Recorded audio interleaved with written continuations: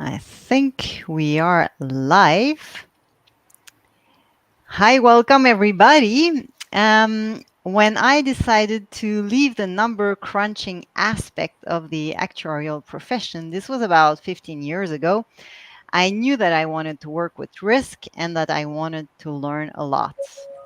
Maybe this is a reason why I ended up being head of operational risk and risk reporting at the Hannover Group because I didn't have much idea about these topics. And at the time, it was that all the non quantitative topics they would end up in my department. So little did I know at the time that it would open a world of possibilities where my curiosity had no boundaries and where there was and there still is a lot to learn. So, welcome to this live on Instagram, LinkedIn, and YouTube about risk and beyond. In case you don't know me, I'm Caroline Gregoire, and I love helping impact driven leaders find meaning, clarity, and joy at work and have the time and the energy to live their life to the fullest. I do so in English, French, German, and Swedish. I have a background as an actuary and a risk manager. I worked in different countries and in various leadership positions. And for the last 8 years, I've been working as a coach, mentor, trainer, moderator, and keynote speaker. And I focus my work on topics like leadership, communication, resilience, strategy, and also culture. And today I have a guest, and my guest has been described as actuary, leader, innovator, teacher, and entrepreneur. He has been involved internationally in the reinsurance, actuarial, and risk fields for more than 40 years.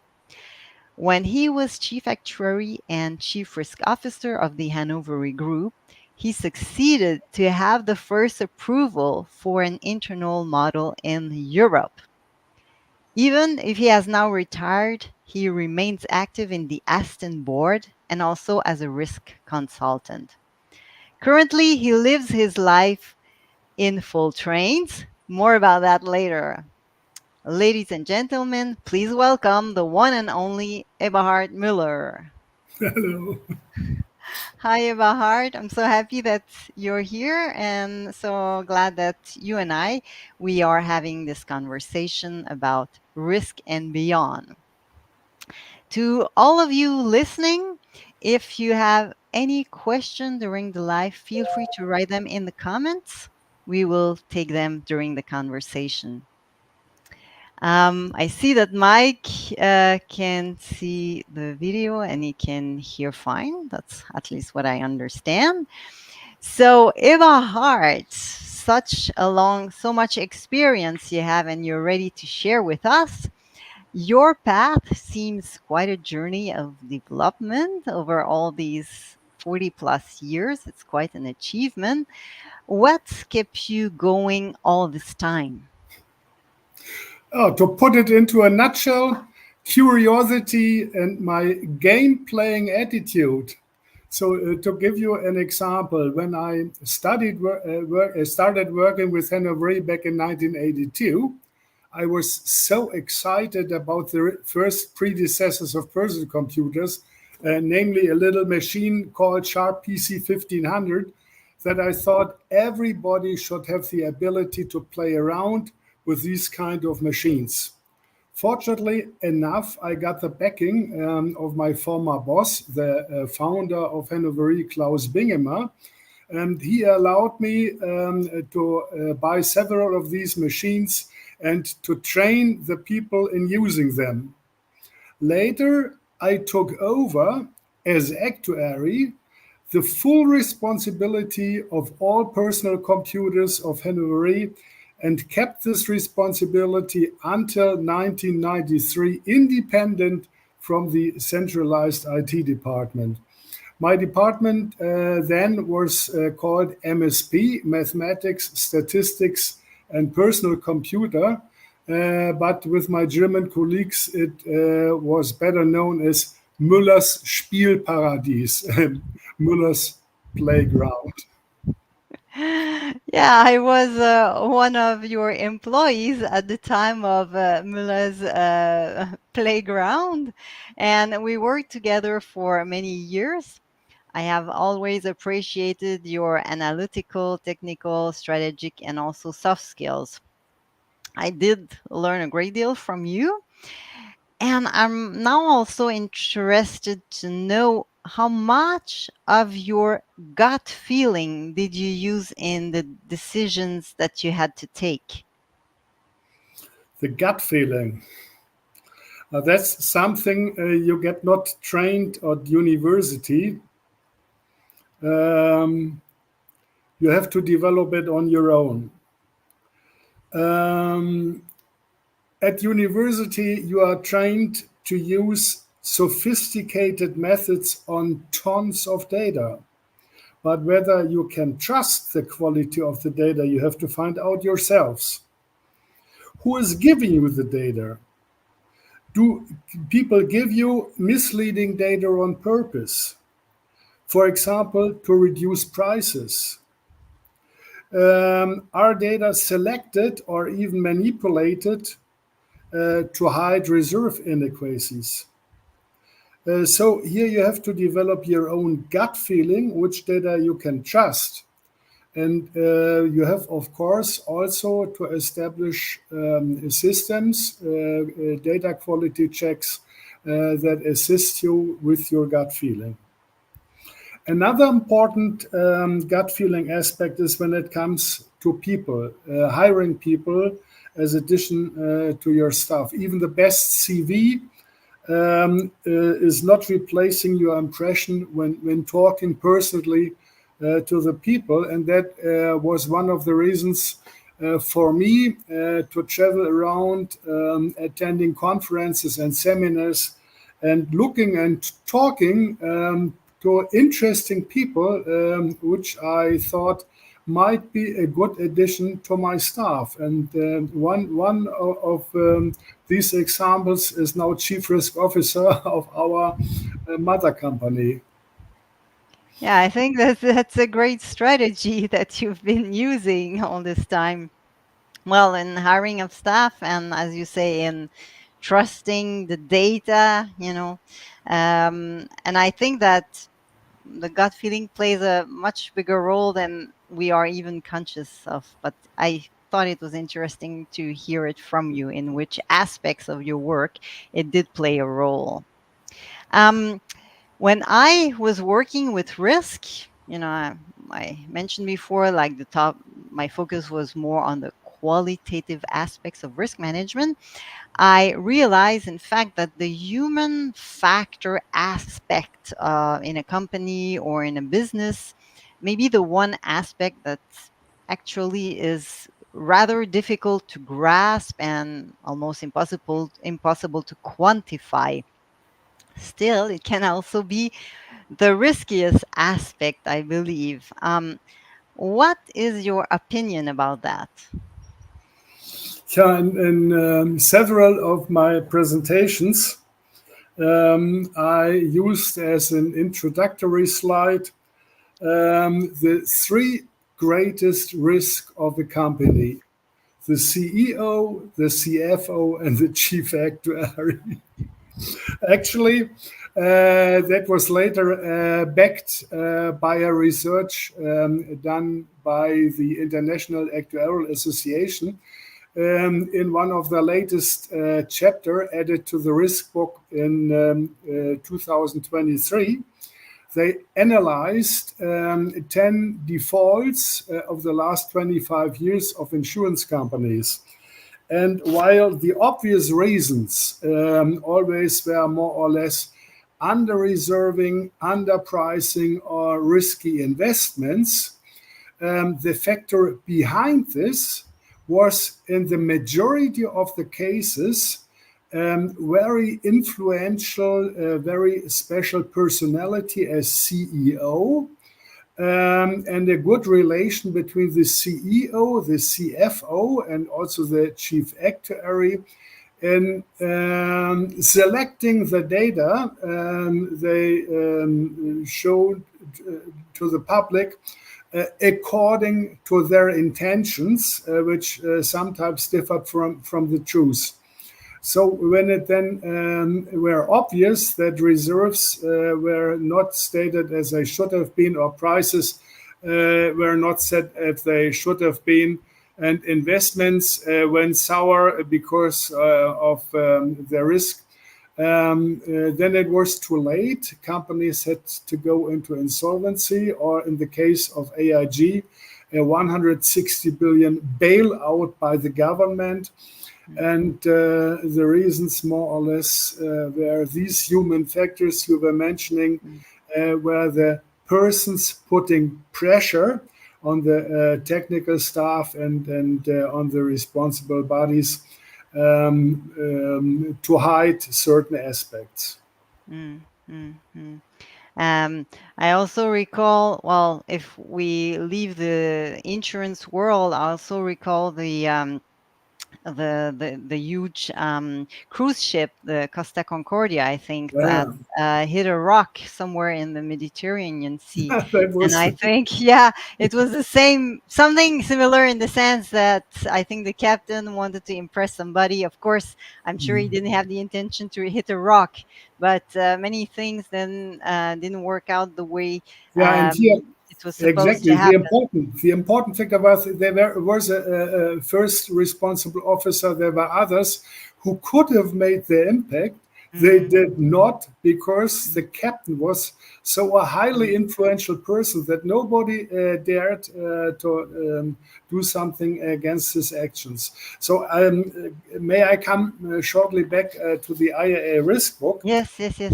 Mm, The IAA risk book, for the audience as a hint, is a very comprehensive electronic book you can easily access by simply typing IAA risk book in your browser. And this is circulating around several qualitative aspects of risks, for example, operational risk, but also as another kind of human factor, the consumer behavior, just to mm. pick some of the aspects. And as a hint, both of us, Caroline and me, we were authors and co-authors of various chapters of this risk book. Mhm, mhm. Yeah, thank you for mentioning this, Eberhard. But nowadays, especially for financial institution, there are like supervisory regimes that want to make sure that companies will stay solvent. Like if I think about Solvency II or all the Basel frameworks for the banks and similar approaches. What do you think that their weaknesses are when we're thinking about these solvency regimes? Yeah, one in one sentence, partially over-engineered systems and underestimation of the human factor we just discussed. There are so many examples, as I just mentioned in the risk book, where even recently brilliant personalities were convincing supervisors that everything is running well because they were able to ticking the right boxes in the supervisory systems for quite a while. And finally, it turned out that the company, despite ticking the right boxes, went sour. One of the personal examples I have when it comes to operational risk is Deutsche Bank. Deutsche Bank had such a fine-tuned, probabilistic, actuarial-driven assessment tool for assessing operational risk that it was praised by the regulator and given to me as an example Finally, it turned out that it did not prevent either the LIBOR scandal nor many other scandals Deutsche Bank entered in. And I think the only solution, and I say this as actuary, the only solution is a process-oriented approach in addition to all those fine-tuned ticking the box systems. Mm, mm. I think though even the process approach needs to be careful in the sense that it also should not just be a ticking the box exercise. Yeah, of course. Finally, you can end up every system being a ticking the box exercise. Yeah, yeah, yeah. And Yeah, I but think here, just to mention this, but here there is another aspect that I learned over the time, talking to the people. So instead of ticking the boxes, talking to the people, trying to convince them if there is a necessity of a process improvement and giving them incentives. So when you go to a subsidiary for rolling out your risk management system and show them if they improve their processes, they can benefit from less capital allocated to their operation, then this might work. That's my personal experience. Mhm, mhm, mhm. I agree with you. I also think that sometimes some of these frameworks in risk management and the regulatory frameworks, they look at things in very much detail, and it's easy to lose sight of the big picture.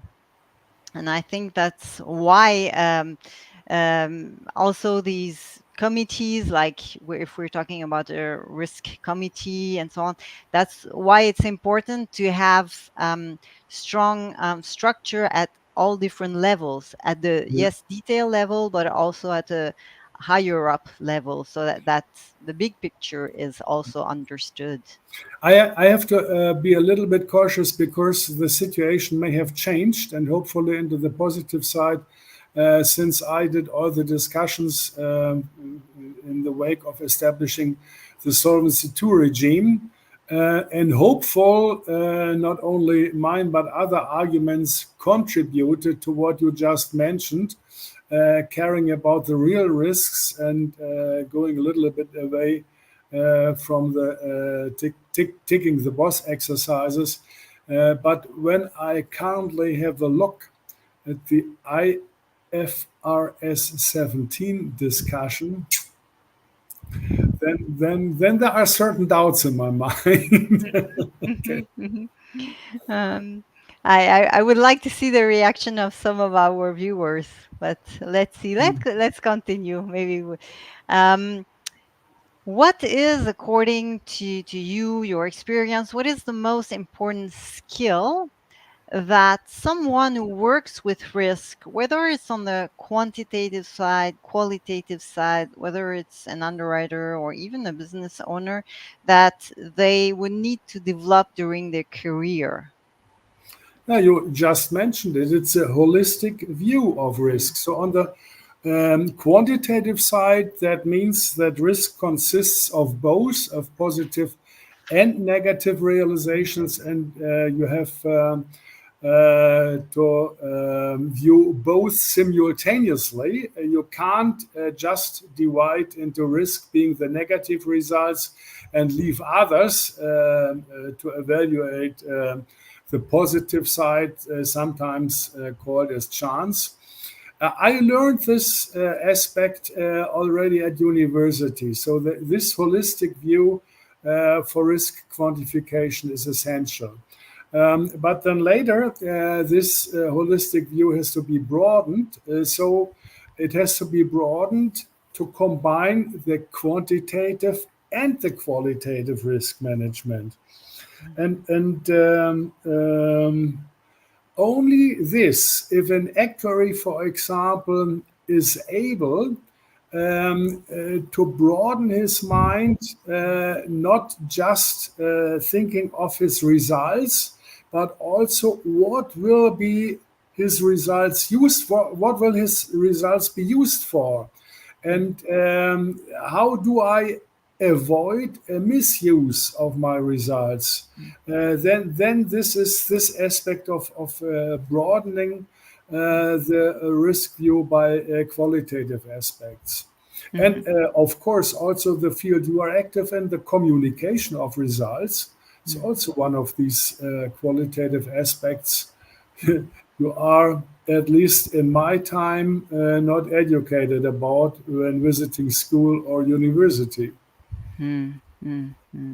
Yeah, I think the topic of communication is very important as well. That an actuary or risk expert is able to communicate his or her finding, and at the same time knowing that this is the situation as of today, and that he or she is able to even challenge that. I think that's what you also mean. To what are the impact of the results that they have. They need to be able to understand that.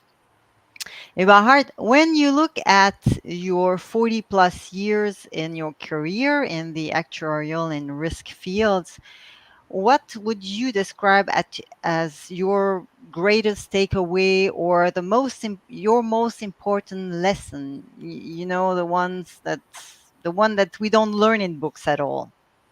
Yeah, that's, as I just described, the journey from a quantitative actuary to a holistic risk manager. Mm, I will describe it step by step. When I started at Hannover back in 1982, I was the quantitative guy, calculating reserves, checking prices, and all this stuff.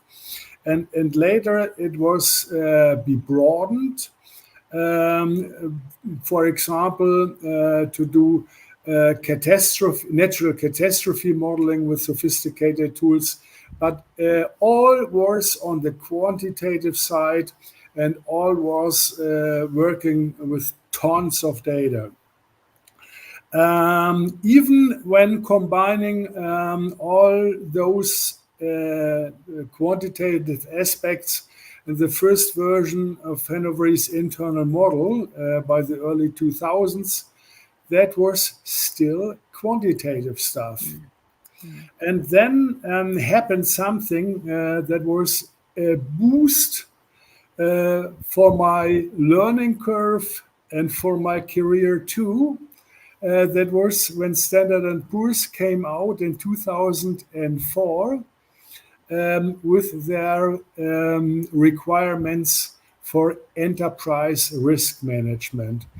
And one of the requirements was to have an high ranked, influential chief risk officer for the group who is reporting directly to the chairman or at board level. So I then went to our former boss, Willy Zeller, and told him, look, Standard and Poor's is requiring this, so I'm your guy. And that and he worked. agreed. That worked.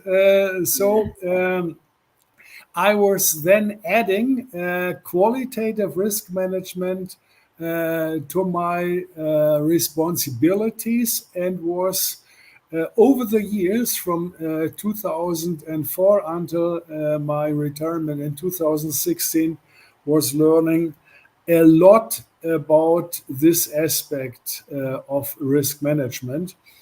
And I had a lot of discussions about this with people who needed still to be convinced, because qualitative risk management was not so popular at these times in the actuarial community. Now it is. Now there's no doubt. Now everybody knows about the importance. But at this time, adding qualitative risk management to my personal knowledge, I think that was the greatest takeaway for me personally. Hmm. Hmm. Hmm. Thank you for sharing this. Thank you very much. Um, There was a question I got a few days ago from someone who wanted to be here today, but who can't make it. And the question is about artificial intelligence. Hmm? Ah, Um, we all know that it's here to stay, and it's growing exponentially. So, how do you think that it will influence the risk field, whether we're looking into the actuarial aspect or underwriting or the business as a whole? it's a great tool. Artificial intelligence is maybe a similar great tool than my Sharp PC 1500 back in 1982 when it comes to create solutions and good solutions out of existing knowledge. But as we all know, it's not only the word artificial, which should make you careful. It's also the fact that all systems, for example, Chat GPT, are feeded by with existing knowledge until a certain point of time. And all the solutions artificial intelligence is creating is based on this type of knowledge until this specific point of time. And all what is currently created, uh, what is created now and in the future by humans is not included in the basis of the current use of artificial intelligence. And therefore, I think artificial intelligence, it's a similar powerful tool like personal computers were in the mid 80s, but it does not replace the creativity and human factor when going forward. Hmm.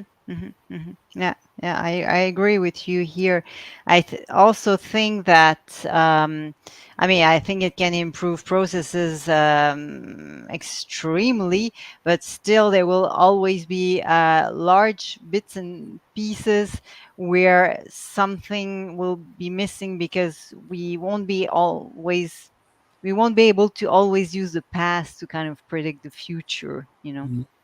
But And as you should know, I like to play around. So when opening Chat GPT and giving a certain topic and looking what this is producing, it's amazing. So Mhm, it's yeah, mhm, mhm. It's in it's fact amazing. yeah, Mm. But I think it could even limit because you and I we spoke a few times about the black swans, um, which are things that cannot really be things you would not expect at all. yeah. But that you could workshop Interesting with as well. people, just like start talking about something, out of Interesting aspect. Yeah. creativity. Mm. So yeah, artificial intelligence is producing risks of a new kind because what is done by artificial intelligence may be hugely misleading and nobody is discovering Mm. it until Mm. something happens. And Mm. the things that are happening then may be so called black swans, Mm. which in no scenario and no forecast environment are described. I think one of those black swans was the 9/11 event when it happened back in 2001. Others were, at least in the reinsurance field, the damages caused by Hurricane Katrina in the Mexican Sea, and not the property damages. Nobody had on their screen the damages caused on land because the facilities to transport the oil further were destroyed. The oil platforms were still intact, but the oil couldn't be transported somewhere, and that caused billions of dollars of losses, which later were described as a black swan of the marine risk assessment.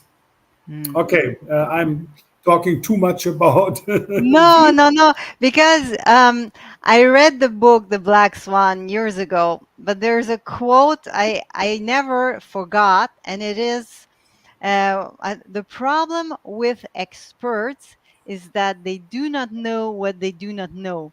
And I think it's that is maybe also like this with AI. It doesn't know what it doesn't know. It doesn't know its own limitation. But thank you Coming, for yeah. what I would like to add is one of the beauties of probability theory. Because in probability theory, you have a probabilistic curve of potential outcomes, may it be losses, and potential probabilities related to them. And on my probabilistic curve, I could show you, because I have it still on records, the loss of 4.5 billion US dollars from an aviation event had the probability of 1 in 500 years. I had no clue what had to happen to make three aircrafts colliding or something like this. But when 9/11 happened, the first loss assessments were exactly 4.5 billion. I could look at my curve and could see, oh yeah, there was a positive probability attached to this magnitude of losses without knowing exactly what has to happen that this occurs. And again, this is one of the advantages of probability theory. You don't have to imagine scenarios. You can simply add probabilities or connect probabilities and values without knowing what has to happen then. Hmm. Hmm. Hmm. Yeah, very useful tool. Thank you, Eberhard. Um, um, some people like to say, life is full of risk, although the probability that each of us will die during this lifetime is 100% so far. So when I say no risk, no fun, um, what is your understanding about this? Now, when I did my job, I always did it with fun, and I also tried to make others believing that the fun part is an undividable part of risk. So a risk assessment without fun would not be possible. So when you say it a little bit serious, a little bit more serious, no risk, no fun, that means positive and negative has to be viewed holistically. Huh? Hmm. Hmm. Positive being the fun, negative being the pain. When it comes to working with people, and people, when doing heavy jobs, assessing risks with powerful tools, and you have an environment where people are inspired to use these tools with more a playing attitude than a big burden, Hmm. then this is certainly helpful. And I tried, uh, at least with the means I had, to create such an environment and doing risk assessment. Here, no risk, no fun was a very obvious part of my management strategy. Uh, Thank you so much for sharing this. I hope that it inspires other people and having a similar, yeah, leadership approach. We're coming a little bit to the end to kind of less serious stuff. If I would ask you, how would you describe yourself? What would you say? Yeah, I think, as you may have seen over the last couple of minutes, I'm more or less a grown up child, which still likes to play around, and especially with model trains. How many locomotives do you have? So currently, I am very lucky living here in Portugal and having my own large garden where I could build my own miniature wonderland on a larger scale than in Hamburg. So the one to 22.5. And I have around 50 engines, 24 of them fully digital, that can be steered by mobile app or by tablet. The other 26 analog. And currently, 9 engines can run simultaneously without having to A black control swan. them. So, yeah. So here, when sitting in my garden and looking at the circulation of these trains, that's my personal kind of train yoga. Hmm.